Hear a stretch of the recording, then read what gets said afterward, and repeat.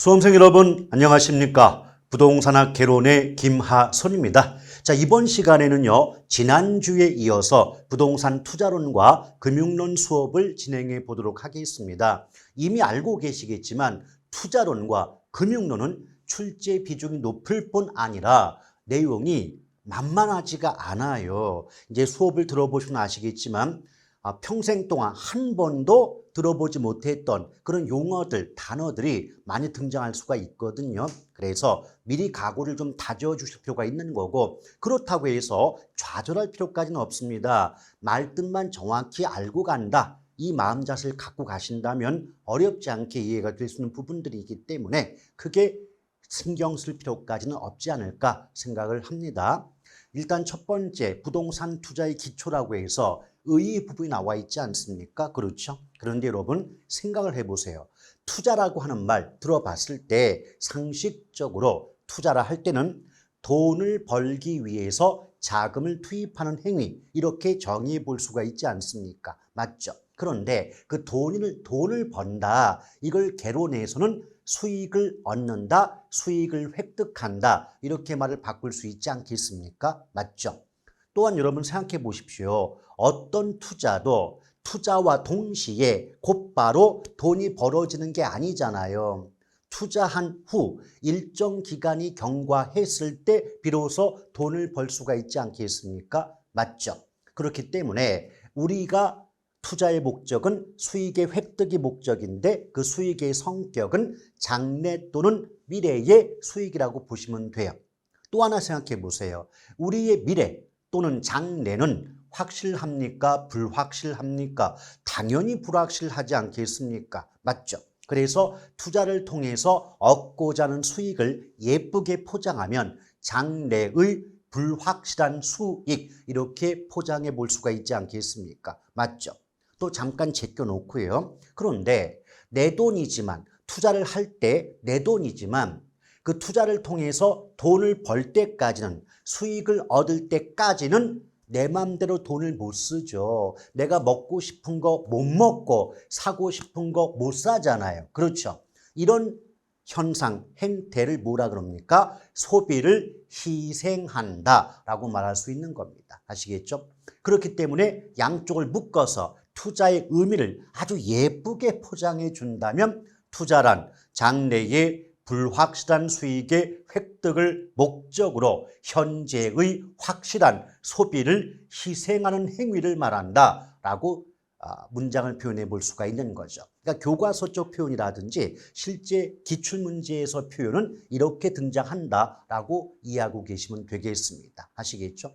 그래서 내용을 해석해 보면 별거 아니고 지극히 상식적인 내용임에도 불구하고 실제 문제로 출제가 되는 지문 자체가 조금 있어 보이다 보니까, 고급지다 보니까 아이고 좀 어렵네, 야 이거 좀 많이 좀 시간이 걸리지 않을까, 이런 두려움을 가질 수 있겠지만 아니에요. 문장만 익숙해진다면 내용은 별거 아니라는 겁니다. 아시겠죠? 자, 두 번째, 투자의 장점이 나오죠. 근데 투자의 장점은 여러 가지가 있습니다. 절세 효과, 인플레이션 해지, 또 소득 이득과 자본 이득의 향유, 또 지렛대 효과, 이렇게 네 가지 정도가 대표적인 투자의 장점인데요. 여기서 절세 효과라고 볼 때 절세가 뭐예요? 세금을 절감한다, 세금을 줄일 수 있다는 의미가 되지 않습니까? 맞죠? 나중에 본 수업 때 설명을 좀 구체적으로 자세하게 드릴 수 있는 시간이 있겠지만은요, 우리가 영업소득세라는 세금이 있습니다. 그럼 영업소득세라는 세금을 구함에 있어서 그 구하는 과정 속에서 감가상각 비용과 이자 지불액은 세금 공제, 세금을 부과하지 않아요. 아시겠죠? 그럼 이자를 갚는 금액 부분하고 감가상각 비용은 세금을 부과하지 않으니까 그만큼 세금을 아낄 수 있지 않느냐, 이런 관점에서 예쁘게 절세 효과를 누릴 수 있다, 이런 식의 표현이 나올 수가 있는 겁니다. 또 두 번째, 인플레이션 해지, 다른 말로 그러니까 교과서마다 이게 영어다 보니까 조금씩 표현이 달라요. 저는 지금 인플레이션 해지라고 하지만 또 다른 교과서에 보면 인플레이션 해지, 뭐 해칭 이렇게 말을 바꾸기도 합니다. 상관은 없습니다, 여러분. 하나 물어볼게요. 인플레이션 이 말 뜻이 뭡니까? 그렇죠. 물가의 상승이에요. 맞죠? 그런데 물가가 상승하면 돈의 가치, 예쁘게 말하면 화폐 가치입니다. 화폐 가치는 하락한다라고 볼 수가 있습니다. 물가가 오르면 돈 가치는 떨어지는 겁니다. 아시겠죠? 그랬을 때 한번 생각을 해보세요. 그럼 계속해서 인플레이션, 물가가 상승하는 현상이 지속이 되고 있을 때 화폐로, 돈으로 자산을 보유하고 있으면 자산 가치가 계속 떨어질 수밖에 없는 거예요. 여러분 상식적으로요. 물가 오르기 전에 100만 원과 물가가 오른 후에 100만 원은 금액은 100만 원 똑같은 금액이지만 물가 오르기 전보다 물가가 오른 후에 100만 원은 돈의 값어치는, 돈 가치는 더 떨어진다, 낮아진다고 볼 수 있지 않겠습니까? 맞죠?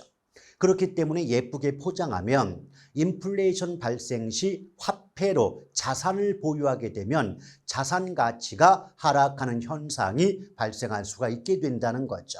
여기까지는 대충 이해 가시겠죠? 근데 이런 상황에서 부동산 등의 실물로 자산을 보유하게 된다고 가정해 볼게요. 여러분, 물가라는 말이 원래는 대단히 복잡한 말이에요. 단순한 말이 아닙니다. 근데 우리의 수준에서 가볍게 살펴본다면 물가는 시장에서 거래되는 물건들의 가격이라고 볼 수가 있지 않겠습니까? 맞죠? 그럼 따라서 물건 가격이 올라가는 게 인플레이션이라고 한다면 부동산도 물건이잖아요. 맞죠? 그럼 물가 상승 시 부동산 가격도 함께 오르게 되는 상황이니까 화폐로, 돈으로 자산을 보유할 때보다는 부동산 등의 실물로 자산을 보유할 때가 자산 가치가 떨어지는 걸 막을 수 있지 않느냐. 이런 관점에서 인플레이션 해지 또는 뭐 구매력 보호의 장점을 갖는다. 이런 식의 말이 나올 수 있는 거고요. 세 번째, 소득이득과 자본이득이다 이 말 나오는데 자, 기초 수업이다 보니까 어떤 이론적인 내용을 따져보기 전에 말뜻만 알고 넘어가시면 돼요. 소득이득이 뭐냐면 부동산을 보유 운영함으로써 얻는 이익을 소득이득이라고 말을 하고요. 자본이득은 부동산을 처분, 즉 매각함으로써 얻는 이익을 자본이득이다라고 보시면 돼요.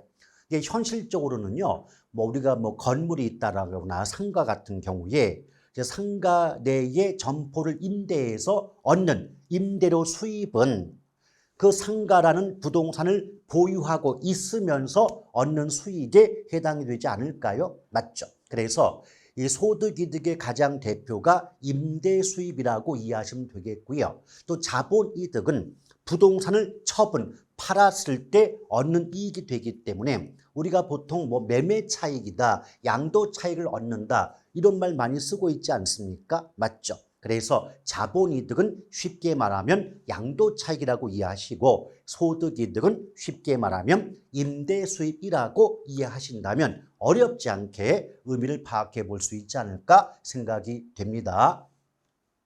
자, 그러면서 가장 중요한 게 바로 지렛대 효과인데요. 이 지렛대를 영어로 레버리지란 말 쓰거든요. 그래서 출제자에 따라서는 지렛대 효과라고도 하지만 다른 말로 레버리지 효과 이렇게 말을 바꾸는 경우도 있습니다. 근데 가장 먼저 조심할 건 뭐냐면 이 지렛대는요 결국 타인 자본을 의미한다. 이 점을 꼭 기억할 필요가 있습니다. 우리가 자본이 있거든요. 네, 자본은 크게 타인 자본과 자기 자본으로 구분되죠. 이때 타인 자본과 자기 자본의 합을 총자본, 흔히 쓰는 말로 바꾼다면 뭐 총투자액 이렇게 구분해 볼 수가 있죠. 근데 타인 자본은 말 그대로 내 돈일까요? 남의 돈일까요? 타인이니까 남의 돈이겠죠. 그래서 타인 자본은 남의 돈이고요. 자기 자본은 내 돈이에요. 그런데 그 남의 돈인 타인 자본을 조금 예쁘게 포장하면 부채라고 말할 수 있는 거고요. 또 내 돈인 자기 자본을 또 예쁘게 포장하면 지분이라고 말을 바꿔볼 수가 있는 거죠. 우리 그 왜 영화들 보면요. 어떤 그 카지노 같은 데에 좀 어깨들 오셔가지고 야, 네가 여기서 지분이 얼마나 돼? 뭐 이런 대사를 치는 경우 많이 보시지 않습니까? 그럼 지분이 얼마나 돼? 이 말의 뜻은 네 돈 얼마나 돼? 네 거 얼마나 돼? 이렇게 물어보는 것과 같지 않겠습니까? 맞죠? 그래서 다시 한번 타인 자본은 남의 돈이고 남한테 빌려온 돈이니까 부채라고 말을 바꿀 수 있는 거고 자기 자본은 내 돈이기 때문에 지분이라고 말을 바꿀 수가 있습니다. 여기서 지렛대는 내 돈이 아니라 남의 돈이죠. 그래서 부채를 활용한다 이 말을 바꾸면 타인 자본을 활용한다라고 말을 바꿔볼 수가 있는 겁니다. 아시겠죠? 그래서 우리말로 바꿀게요. 남의 돈 끌어와서 나의 수익을 높이고자 하는 효과를 뭐라 그런다? 지렛대 효과라고 보시면 되겠고요. 이 자기 자본을 두 글자로 줄이면 지분이 되니까 지분 수익률의 증대 효과를 지렛대 효과다라고 볼 수가 있어요. 그런데 이 지렛대 효과를 우리 주변에서 살펴본다면 아주 전형적이고 대표적인 지렛대 효과의 하나가 전세입니다. 무슨 말이냐면 예컨대 곰돌이가 자기 집을 마련하고 싶은데 좀 돈이 좀 부족해요. 그렇다고 은행 가서 담보 맡기고 대출 받기는 좀 그렇다고 할 때 전세를 안고 주택을 구입하는 경우 많지 않습니까? 그렇죠. 그럼 물어보겠습니다, 여러분. 전세 보증금은 내 돈입니까? 남의 돈입니까? 남의 돈이죠. 전세 계약 기간 끝나서 이사에 나갈 때 전세 보증금 돌려주셔야 되잖아요. 맞죠? 그럼 전세 보증금은 타인 자본, 남의 돈이라고 볼 수가 있겠습니다. 근데 그 전세 보증금을 안고 내 집을 마련하게 되면 그만큼 어떻습니까? 남의 돈을 이용해서 나의 수익을 높였다는 의미가 되기 때문에 대표적인 지렛대 효과의 일종이라고 볼 수가 있는 거죠. 아시겠죠? 과거 기출문제에서도 많이 출제가 됐던 게 뭐냐면 전세를 안고 주택을 구입하는 것도 지렛대 효과의 일종이다. 이런 식의 문장이 비교적 자주 등장한 바가 있다는 겁니다. 아시겠죠? 자, 그러면서 부동산 투자의 위험과 수익 부분 나오는데요. 여러분 이렇게 한번 생각해 봐요. 분명히 투자를 하면 돈을 벌 수 있기 때문에 투자를 할 겁니다. 그런데 왜 투자를 꺼릴 수밖에 없을까요? 잘못하면 쪽박차니까죠. 잘못하면 쪽박찬다. 이걸 위험이라고 얘기할 수 있지 않겠습니까? 맞죠? 그래서 왜 투자하니? 돈을 벌 수 있으니까. 왜 투자를 꺼리니? 잘못하면 쪽박차니까. 이걸 예쁘게 말하면 투자의 위험과 수익은 양대산맥이 되고 여기에 대해서 공부를 할 필요가 있을 수밖에 없지 않겠습니까? 맞죠? 일단 첫 번째 투자의 위험의 뜻이 나왔는데 또 이렇게 한번 생각해 볼까요? 분명히 제가 이전에도 언급을 했습니다. 우리의 미래, 우리의 장래는 확실합니까? 불확실합니까? 그렇죠. 불확실합니다. 우리의 미래가 불확실하다 보니까 내가 기대하고 예상한 수익보다 실제로 발생한 수익이 낮을 수 있지 않습니까? 그렇죠? 이때 예상한 수익 또는 기대한 수익을 예쁘게 말하면 예상한 결과 또는 기대 수익률 이런 말을 쓰고 있고요.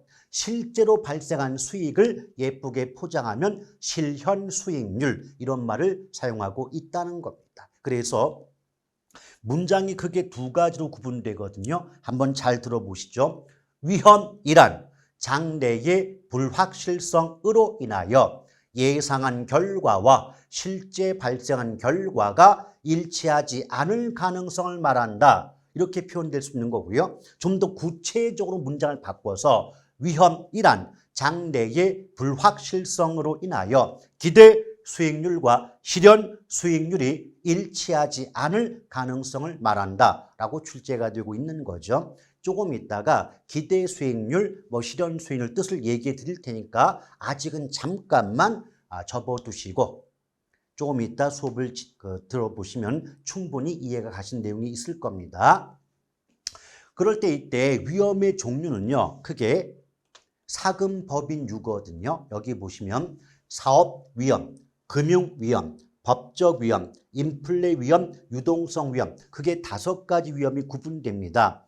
그래서 일단 내용을 따져보기 전에 종류만 외우실 때 맨 앞글자를 따서 사금법인류 또는 사업 위험을 다른 말로 경영 위험이라고도 하기 때문에 경금법인류 이렇게 종류는 외워둘 필요가 있는 거죠. 다시 한번 부동산 투자 위험의 종류 사금법인류 또는 경금법인류 이렇게 암기법을 활용해서 제가 이제 암기법을 그다지 좋아하는 편은 아니에요. 그러나 어떤 순서라든지 절차라든지 종류를 기억할 때는 암기법이 대단히 유용한 방법일 수 있기 때문에 종종 사용하고는 있습니다.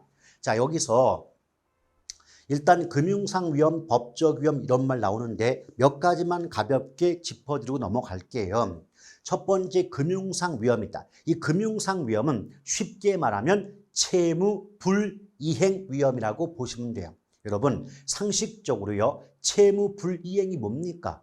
빌린 돈 갚지 못할 위험이 채무 불이행 위험 아닐까요? 맞죠?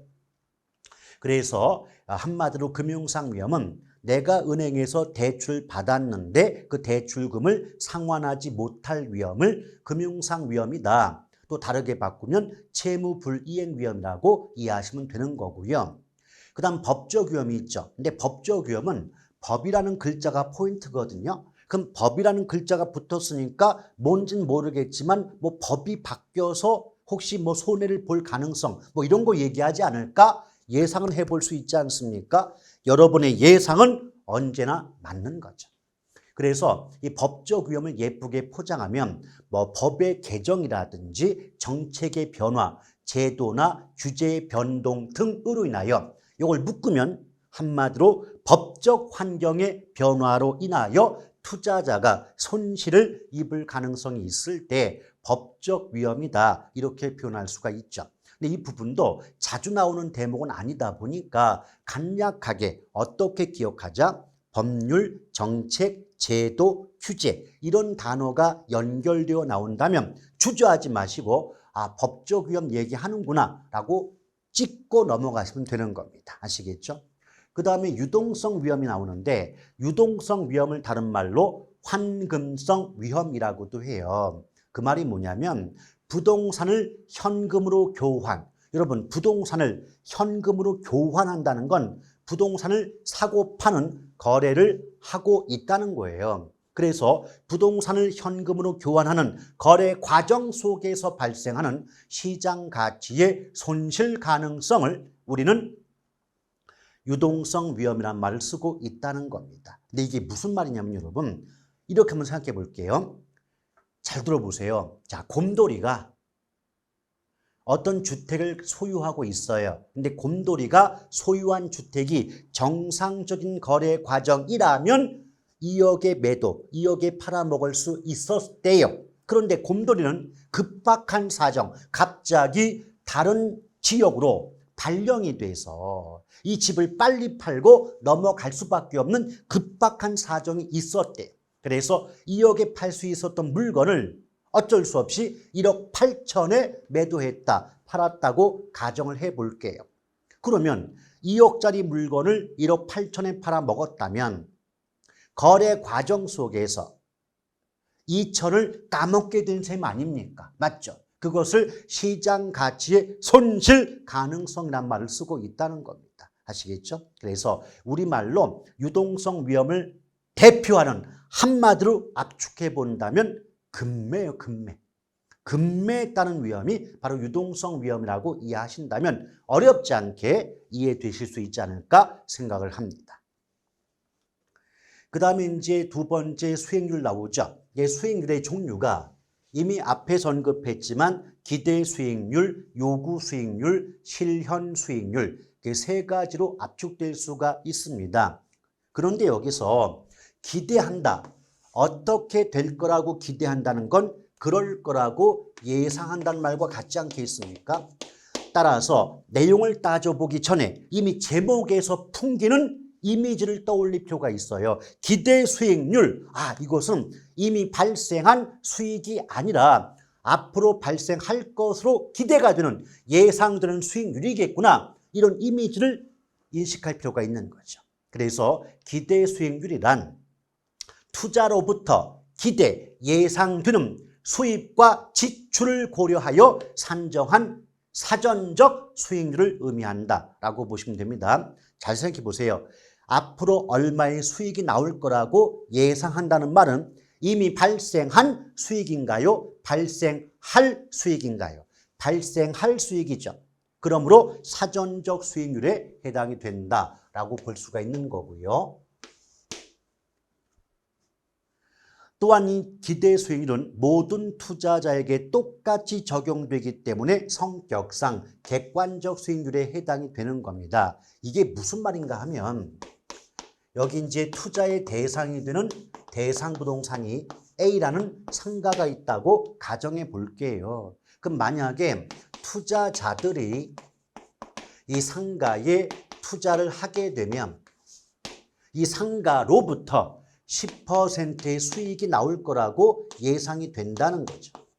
그럼 첫 번째, 이 10%의 수익률은 투자자 입장에서 원하는 수익이 아니라 투자 대상 부동산인 상가로부터 예상되는 수익률에 해당이 되는 게 아니겠습니까? 맞죠? 그래서 앞으로 예상되기 때문에 사전적 수익률의 성격을 갖고 있는 것이고 투자 대상 내부로부터 예상되기 때문에 다른 말로 내부 수익률이라고 얘기할 수도 있는 겁니다. 아시겠죠? 그런데 이 10%의 수익률은 곰돌이가 투자하건 곰탱이가 투자하건 웅녀가 투자하건 우루사가 투자하건 간에 누가 투자하더라도 이 상가로부터는 10%의 수익률이 나올 것으로 예상이 되는 것 아니겠습니까? 맞죠? 그래서 모든 투자자에게 동일하게 적용되는 객관적 수익률, 이렇게 성격을 집약할 수가 있는 거죠. 자, 두 번째가 요구 수익률인데 이 요구라는 말 앞에는 투자자란 말이 생략되어 있는 거예요. 그래서 요구 수익률은 누구 입장에서? 투자자 입장에서 원하는 최소한의 수익률을 의미한다라고 보시면 됩니다. 조심할 건 뭐냐면 요구 수익률은 최소한의 수익률이거든요. 근데 여러분 이걸 굳이 외우려고 하지 마시고 상식적인 선에서 생각을 한번 해볼까요?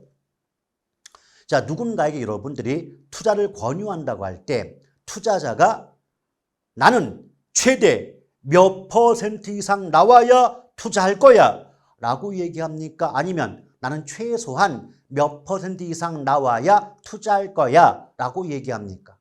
그렇죠. 나는 최소한 몇 % 이상 나와야 투자한다고 말하지 최대 얼마 이상 나와야 투자합니다. 이런 얘기 안 하지 않습니까? 맞죠?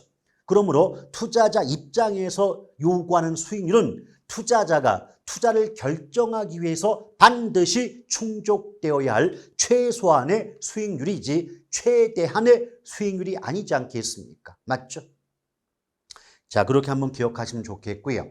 또 투자자의 요구 수익률은 시간 대가인 무위험률과 위험 대가인 위험 할증률 그리고 예상 인플레율의 합으로 구성이 된다. 이것을 물어본 게 바로 작년 34회 기출문제에서 물론 계산 문제이지만 투자가치 계산 관련해서 나왔던 내용이 되거든요. 그럼 일단은 시간 대가가 뭐냐?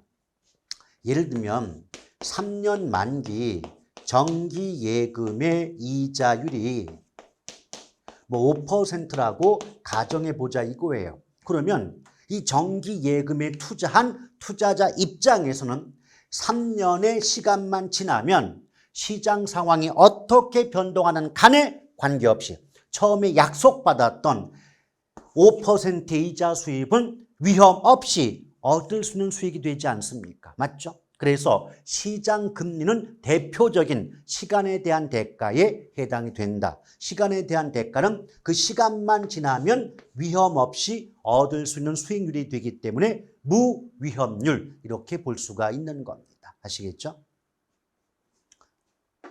자, 이럴 때 그 34회 기출문제가 어떻게 나왔냐면 요 무위험률이 이제 시장 금리 그랬거든요. 시중의 금리가 상승하면 요구 수익률이 하락한다 라고 해서 틀렸어요. 이게 왜 틀렸느냐? 시중 금리가 상승한다는 건 시간 대가인 무위험률이 올라가는 거예요. 그럼 여기가 올라가면 이걸 합한 값인 투자자의 요구 수익 값도 올라가는 게 정상인데 내려간다 하였기 때문에 틀렸던 문제도 있다는 겁니다. 아시겠죠? 또 그다음에 위험 대가는 뭐냐면 여러분 생각해 보세요. 어떤 투자도 정도는 달라도 위험은 존재하는 거 맞죠? 그러면 투자자 입장에서 내가 이만큼의 위험을 무릅쓰고 감수하고 투자하니까 그 위험을 감수한 대가, 위험을 무릅쓴 보람은 있어야 되지 않니? 이 부분을 위험 대가 또는 위험 할증률 이렇게 얘기를 하고 있는 거고요. 또 피셔라는 학자가 여기에다가 앞으로 발생할 것으로 예상되는 물가 상승률까지도 포함시켜야 된다는 주장을 펼쳤기 때문에 예상 인플레율까지 합친 값을 우리는 피셔 효과란 말을 쓰고 있다는 겁니다. 왜 피셔 효과다? 피셔라는 학자가 시간 대가와 위험 대가 이외에 예상 인플레율까지 더해줘야 되지 않니? 라는 주장을 펼쳤고 그 주장을 받아들였기 때문에 피셔 효과란 말 쓰고 있는 겁니다. 아시겠죠? 또한 이 투자자가 원하는 요구 수익률은 투자자마다 같을까요? 다를까요? 달라요. 여러분 생각해 보세요. 어떤 사람은 나는 5% 이상 나오면 투자할 거야 하는 사람도 있겠지만 또 다른 사람은 나는 8% 이상은 나와야 투자할 거야 이렇게 생각하는 투자자 있지 않습니까? 맞죠? 그러므로 투자자마다 요구하는 수익률은 다를 수밖에 없기 때문에 성격상 주관적 수익률에 해당이 된다라고 보시면 되는 겁니다. 조금 아까 기대 수익률은 모든 투자자에게 동일하므로 객관적 수익률이었는데 요구 수익률은 투자자마다 원하는 수익이 다르다 보니까 주관적 수익률에 해당이 된다. 차이점 잘 구분하시면 좋겠습니다. 그 다음에 이 기대와 요구 수익 두 가지는요. 사전적 수익률이에요. 이미 발생한 수익이 아니고 앞으로 발생할 수익이란 말이죠. 그에 비해서 실현 수익률이 나오죠. 실현 수익률. 잘 보세요. 수익이 실현된 거예요. 그럼 수익이 실현됐다는 건 투자의 결과 이미 발생한 수익의 비율, 수익률이 바로 실현 수익률에 해당되죠. 따라서 이미 발생한 수익이 되니까 시점상 과거가 되기 때문에 성격상 사후적 수익률이다라고 보시면 되는 거고요. 실현 수익률은 결국 시험에 거의 나오지 않으니까 어떻게만 기억한다? 투자 결정 시 준거가 될 수 없다. 투자 결정의 준거, 준거란 말은 기준이거든요. 투자 결정의 기준이 될 수가 없습니다. 그렇기 때문에 구체적으로 기대 수익률과 실현 수익률을 비교한다라든가 또 요구 수익률과 실현 수익률을 비교한다. 이런 식의 문장은 성립 자체가 안 돼요. 이유가 있죠. 제가 조금 아까 뭐라 그랬습니까? 기대 수익률과 요구 수익률은 앞으로 발생할 사전적 수익률인데 실현 수익률은 이미 발생한 사후적 수익이다 보니까 시점 자체가 일치하지 않아요. 시점이 일치하지 않으면 비교의 대상이 될 수가 없다는 겁니다. 아시겠죠? 그래서 나중에 어느 정도 공부가 되신 분들 입장에서는 거의 기계적으로 이제 문장 해석이 나온 거죠. 어떻게? 자, 기대 수익률과 요구 수익률이 나왔는데 실현 수익률과 비교한다. 이 문장 나오는 그 순간 읽지도 않고 X 해버리는 경지에 오를 수가 있는 겁니다. 아시겠죠? 자, 그 다음에 평균 분산 보형이란 말 나오는데요. 이게 뭐냐면 자, 구체적인 설명은 나중에 본 수업 때 한다 그랬습니다. 일단 첫 번째 이 평균은요. 평균은 기대 수익률을 의미한다라고 보시면 돼요. 즉 투자로부터 예상되는 수익률을 평균한다라고 보시면 되겠고 분산은 위험을 의미한다고 보시면 됩니다. 다시 한번 앞으로 투자론 문장을 해석하시거나 문제를 풀어내실 때 평균 이 말 나오면 기대 수익률 즉 예상되는 수익이고요. 분산 또는 표준 편차가 나오면 위험이라고 써놓고 문제를 풀어내신다면 정말 어렵지 않고 쉽게 정답을 구하실 수가 있게 됩니다. 그러므로 제목 해석해 볼게요. 평균 분산 모형이다. 이걸 그대로 해석해 보면 투자로부터 기대, 즉 예상되는 수익률과 위험을 비교해서 수익이 같으면 위험이 작은 쪽을 선택하고, 맞죠? 위험이 같으면 수익이 높은 쪽을 선택한다는 원리를 평균 분산 지배 원리다, 평균 분산 모형이다, 이렇게 말할 수가 있는 겁니다. 아시겠죠? 그래서 1번 해석해 볼게요. 분산이 똑같다. 그 말은 위험이 같다. 위험이 같을 때는 당연히 평균, 예상되는 수익이 높은 쪽을 선택하는 것. 이게 상식 아닙니까? 위험이 같으면 수익 높은 쪽 선택한다. 상식이죠. 마찬가지예요. 평균이 같다는 건 예상 수익이 같다. 그럼 예상되는 수익이 같을 때는 분산, 위험이 작은 쪽을 선택하는 게 우리의 상식 아니겠습니까? 맞죠? 다시 한번. 자, 평균 분산 쓰지 않고요. 상식적인 선에서 얘기해 볼게요. A와 B라는 두 개의 투자 대안이 있습니다. 근데 어디에 투자해도 위험이 같다. 그 위험이 같으면 상식적으로 수익이 높은 쪽 선택하실래요? 낮은 쪽 선택하실래요? 높은 쪽 선택하시죠? 똑같아요. 그럼 거꾸로 수익이 같대요. 어디에 투자해도 수익은 같다면 위험이 큰 쪽 선택하실래요? 위험이 작은 쪽 선택하실래요? 위험이 작은 쪽 선택하시겠죠? 그 부분을 예쁘게 포장하면 평균이 동일할 때는 분산이 작은 쪽을 채택하고 분산이 동일할 때는 평균이 큰 쪽을 선택한다. 이렇게 얘기하고 있을 뿐인 겁니다. 자, 보다 구체적으로 이렇게 표가 나와 있죠. 여기 지금 평균과 분산 나왔네요. 자, A와 B라는 두 개의 투자 대안 비교해 볼게요. 평균 값은 A가 B보다 크죠. 근데 분산, 위험은 A와 B가 같다는 겁니다. 맞죠? 그럼 상식적으로 어디에 투자해도 위험이 같으면 수익이 높은 쪽을 선택하는 게 상식이니까 A가 B보다 우월하다, 선호된다 라고 얘기할 수 있지 않겠습니까? 맞죠? 자, 두 번째. A와 B 어디에 투자해도 기대, 예상되는 수익이 같아요. 그런데 분산은 B가 크다는 거예요. 분산이 크다는 건 위험이 더 높다는 뜻이 되겠죠. 그럼 상식의 바탕을 두고 어디에 투자해도 수익이 같다면 위험이 작은 쪽을 선택하는 게 상식이니까 A 채택한다. 맞죠? 세 번째, 평균은 A가 B보다 커요.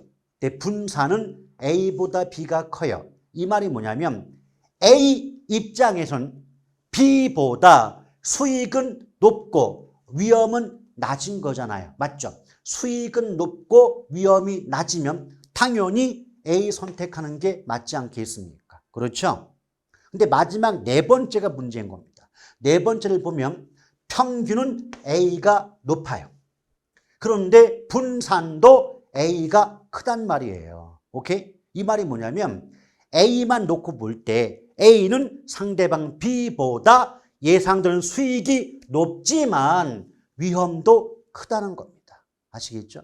그럼 아예 구체적으로 끊어볼게요. 여러분, 수익만 놓고 보면 A가 우월한 건 이해되시겠죠? 맞죠? 그런데 위험만 놓고 보면 어느 쪽이 우월합니까? 위험이 작은 쪽이 우월하지 않습니까? 맞죠? 다시 한번 평균, 기대 수익률만 본다면 A가 우월한데 분산, 위험만 놓고 본다면 B가 우월하지 않습니까? 그렇죠? 그럼 A와 B 둘 중에 어느 쪽이 보다 더 유리한지, 더 우월한지를 선택하기가 쉬울까요? 좀 어려울까요? 어렵죠. 이런 경우를 평균 분산의 오류라고 얘기합니다. 이 평균 분산의 오류가 발생할 때 나중에 이제 살펴보시겠지만 포트폴리오 분산 투자를 하거나 변이계수를 활용한다. 이렇게 말이 나오게 되는데 구체적 내용 설명은 본 수업 때 이루어지게 되는 겁니다. 아시겠죠?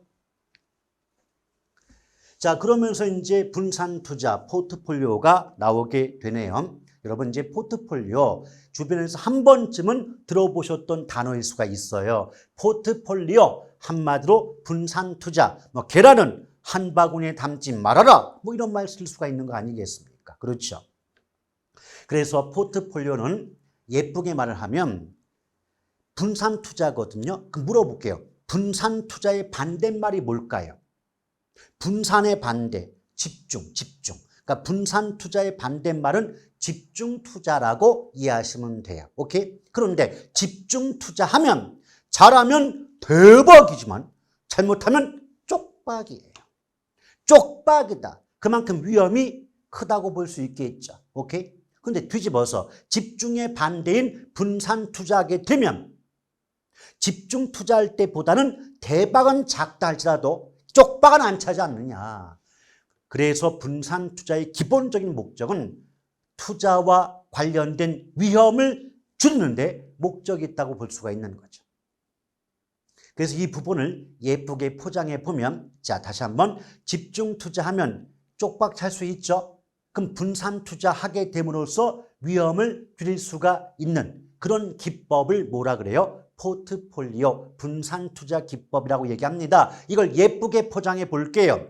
포트폴리오란 집중 투자로 인한 장래의 불확실성을 여러 개의 자산에 분산하여 투자함으로써 제거 감소시켜 안정된 결합 편익을 얻고자 하는 자산관리 기법을 말한다라고 교과서에도 이렇게 등장하고요. 실제 문제에서도 이렇게 등장합니다. 그러니까 제가 항상 말씀드립니다. 개론은 내용을 설명 듣고 보면 별말이 아닌데 문장이 되게 고급져요. 있어 보이는 거죠. 그 문장 때문에 헉 하는 바람에 어때요? 되게 좀 더 어렵게 느껴질 수밖에 없는 거고, 그래서 개론보다는 민법을 더 열심히 하는 분들이 상당히 많다는 게 현실이겠습니다. 자, 이렇게 보시면 되겠고요. 또 위험을 줄이고자 하기 때문에 위험 회피형 투자자를 전제로 하는 거죠. 근데 그 위험 회피형 투자자는 또다시 보수적 투자자와 공격적 투자자로 구분이 됩니다만은 뭐 구체적인 내용은 나중에 본 수업 때 얘기 드릴게요.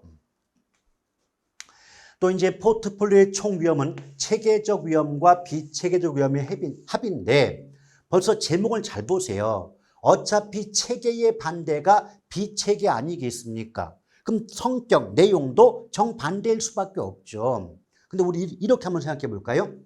위험이 체계적이다.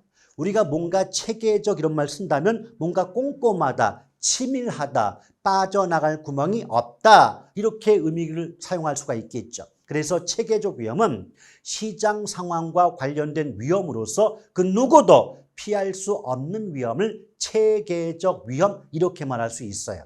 그에 비해서 비체계적 위험은 피할 수 있는 위험이 되겠죠. 이게 무슨 말이냐? 그림을 그리면 이렇게 그물이 있어요. 그물. 근데 그물코가 굉장히 촘촘하게 이렇게 이루어지면, 자, 그물코가 이렇게 촘촘하다면요, 물고기가 빠져나갈 구멍이 없겠죠. 이것을 체계적 위험이라고 할 수 있겠죠.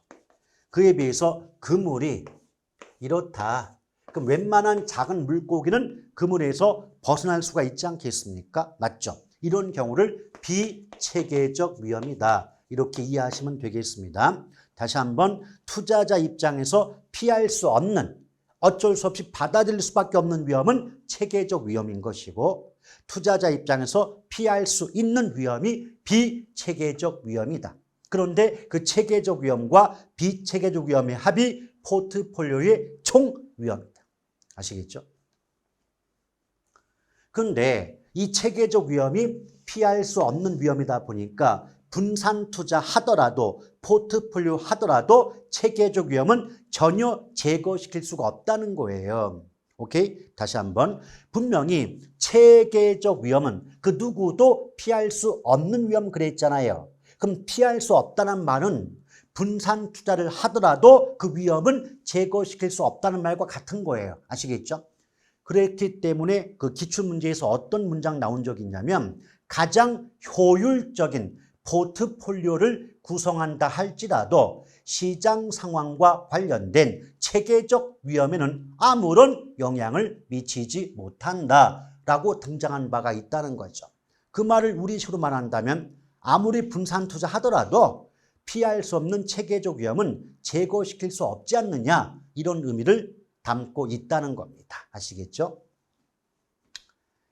자, 그 다음에 또 얼마만큼 이 비체계적 위협의 제거 감소 효과가 크냐 작냐, 한마디로 말하면 분산 투자 효과가 얼마나 크냐 작냐, 이걸 측정하는 값을 우리는 상관계수라고 얘기합니다. 상관계수. 근데 상관계수도 역시 구체적 설명은 본 수업 때 하겠지만은, 상관계수가 뭐냐면 기본적으로 제목상 상관이 들어가 있지. 상관. 자, 상관이에요. 이 상은 상호 관련성의 준말이라고 이해하시는 게 편합니다. 상호 관련돼 있다. 상호 관련돼 있다. 그럼 예를 들면 우리가 시장을 가요. 시장에 가서 우산과 장화를 구입한다라고 생각해 보자는 거죠. 그럼 분명히 우산과 장화는 물건 자체는 다른 물건이겠지만 용도의 관점에서 본다면 우산 이건 장화 이건 둘 다 비 올 때 쓰는 물건 맞죠?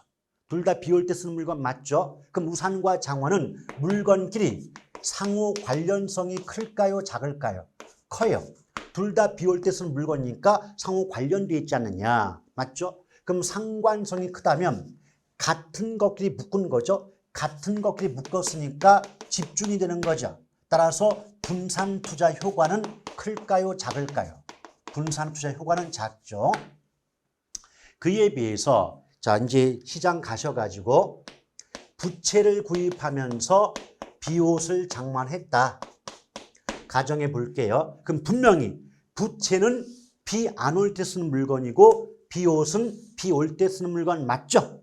그럼 부채라는 물건과 비옷이라는 물건은 물건끼리 상호 관련성이 커요? 작아요?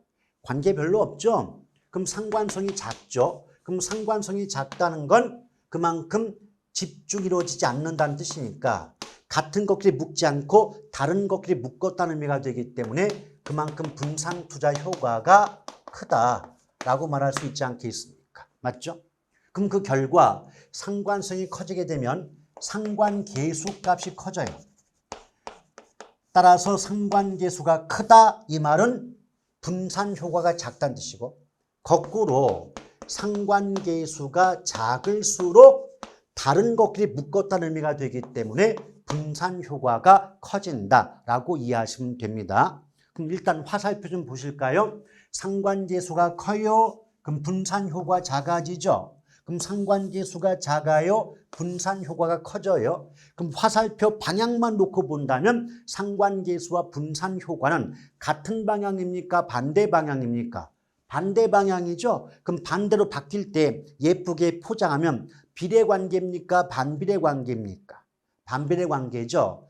좀 더 다른 말로 바꿔볼게요. 그럼 정예관계 그럴까요? 역예관계라고 할까요? 역예관계가 되겠죠. 그럼 예쁘게 포장하면 상관계수와 포트폴리오 분산 투자 효과는 반비례 관계에 있다 또는 역예관계에 있다, 이렇게 말을 바꾸는 것뿐이에요.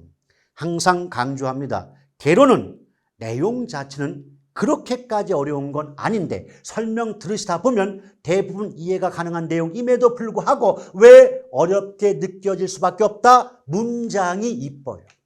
그러니까 제 입장에서는 문장이 이쁘다고 하는 것이고 여러분 입장에서는 두렵게 어렵다. 문장이 되게 어렵네? 이런 느낌을 받게 된다는 거죠. 그 느낌을 벗어나서 뭐 익숙만 해진다면 문장만 익숙해지잖아요. 그때부터는 날아다닙니다, 여러분. 걱정할 거 없어요. 아시겠죠? 힘내시고요. 자, 효율적 전선 나왔는데 효율적 전선은 위로 볼록한 우상향 곡선이다. 또 같은 위험에서 가장 기대 수익이 높은 포트폴리오를 연결한 곡선이다. 이것도 원래는 그래프를 그려야 되겠지만 나중에 그릴게요. 근데 잘 보세요. 문장 해석해 볼게요. 위험이 같아요. 위험이 같은데 수익이 가장 높은 놈을 선택한 그 곡선이 바로 뭐다? 효율적 전선이다라고 보시면 돼요. 또 효율적 전선은 나중에 그래프를 그리면 아시겠지만 기본서 받아보시면 딱 보여요. 위로 볼록한 우상향 곡선의 모습을 보입니다. 이게 어떤 형태냐면 이런 모습을 보여요. 이런. 자, 요게 지금 빨간색이 효율적 전선인데요. 일단 형태를 볼게요. 위로 볼록하죠? 자, 위쪽을 향해서 배를 내밀었기 때문에 위로 볼록하다 그러고요. 오른쪽 위로 올라가기 때문에 우상향 곡선 그런 거거든요. 그래서 위로 볼록한 우상향 곡선의 모습 보인다라고 보시면 돼요.